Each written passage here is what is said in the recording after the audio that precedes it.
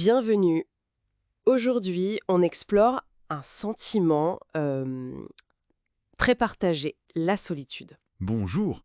Oui, on entend souvent parler du mal-être de notre temps. C'est ça. Et c'est une expérience qui peut être vraiment douloureuse. Apparemment, ça s'active au même endroit dans le cerveau que la douleur physique. C'est fou, non? Tout à fait. Et c'est important de le dire, ce n'est pas juste le fait d'être seul physiquement. Non, c'est plus un manque de connexion profonde. On peut se sentir seul même au milieu d'une foule. Exactement. Pour y voir plus clair, on s'est penché sur pas mal de choses. Un article de psychopratique, une discussion en ligne super intéressante. Ah oui, sur Reddit, c'est ça. Oui, rend-Marie, mais aussi des approches de pleine conscience, des infos sur des assos via jeveuxaider.gouv, un article sur l'impact santé. Et des définitions de base, histoire d'être au clair. Voilà. L'idée, c'est d'aller un peu au-delà des clichés, quoi. Et justement, le cliché type, c'est la personne âgée seule. Mais en fait, les sources montrent un truc assez dingue. Ah oui, le chiffre sur les jeunes. C'est ça, 40% des moins de 25 ans qui parlent de solitude chronique. 40%, contre 7% des plus de 65 ans. C'est énorme. Ça change la perspective. Carrément. Et on va essayer de comprendre pourquoi les conseils un peu rapides, genre sors, fais-toi des amis, Pourquoi ça marche pas toujours? l'anxiété sociale, le sentiment de pas être soi-même. Voilà. C'est tout ça qu'on va creuser. Alors commençons peut-être par la base.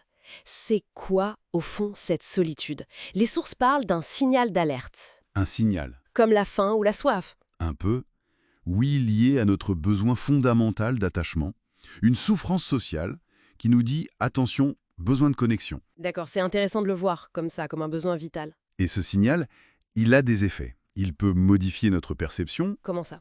Quand on se sent seul, on peut avoir tendance à moins sourire, à être plus méfiant, Hmm. à mal interpréter ce que les autres veulent dire, Exactement. ce qui malheureusement peut nous isoler encore plus. C'est un peu un cercle vicieux. Je vois. Et les conséquences sur la santé mentale, elles sont lourdes, j'imagine. Oui, le lien avec la dépression, l'anxiété est très fort. Les chiffres sont assez parlants, hein. Vas-y, dis-nous. Près de la moitié, 46%, des personnes qui se sentent isolées ont pris des antidépresseurs ou anxiolytiques, contre 27% en général. Quand même. Et pour les idées suicidaires, c'est 65% chez les personnes isolées contre 32%. C'est considérable. Ah oui, c'est énorme. Et ça touche aussi le corps, la santé physique? Absolument. Risque plus élevé de maladies cardiovasculaires, mortalité prématurée, surtout chez les personnes qui vivent seules. Bon, c'est clair que c'est un sujet sérieux. Alors, face à ça, qu'est-ce qu'on peut faire? Les sources proposent quoi? Il y a des pistes intéressantes. Une qui vient de la pleine conscience.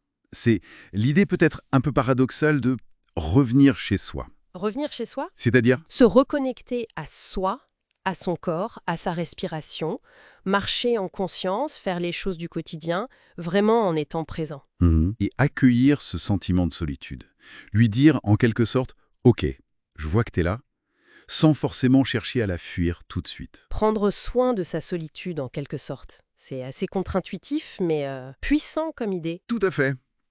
Et dans la même logique de travail sur soi, il y a l'importance de la relaxation corporelle. Ah oui? Pourquoi? Être tendu physiquement dans une situation sociale, ça n'aide pas. Apprendre à se détendre, ça peut vraiment changer la façon dont on interagit. D'accord. Et accepter les émotions un peu difficiles? La gêne, la honte? Exactement. La gêne, par exemple, c'est pas forcément négatif. Ça peut même être un signe qu'on est authentique, qu'on ne porte pas de masque. L'authenticité? Ça m'amène à une autre piste, la vulnérabilité intentionnelle. Ça sonne un peu conceptuel. C'est quoi concrètement? En gros, c'est oser être un peu plus vrai. Ça passe par exemple par utiliser des mots qui disent vraiment ce qu'on ressent. Mettre des mots précis sur ses émotions? Oui, tenir un journal, ça peut aider pour ça. Ou pratiquer l'assertivité, dire ce qu'on pense, ce dont on a besoin, mais avec respect. D'accord. Être plus au clair avec soi et l'exprimer. C'est ça. Et puis, il y a l'action, bien sûr. Agir, mais pas n'importe comment. Ah, Une stratégie, c'est d'agir en accord avec ses valeurs. Qu'est-ce qui est vraiment important pour soi? comment on trouve ça? On peut regarder dans le passé, qu'est-ce Mhm. qui nous a apporté de la joie? Et derrière ça, quelles valeurs il y avait? Le besoin d'apprendre, d'être dans la nature, de créer, le lien familial, Ok. Identifier ce qui nous anime vraiment. voilà. Et ensuite, chercher des activités qui nourrissent ça. Si c'est la nature, pourquoi pas chercher un groupe de rando?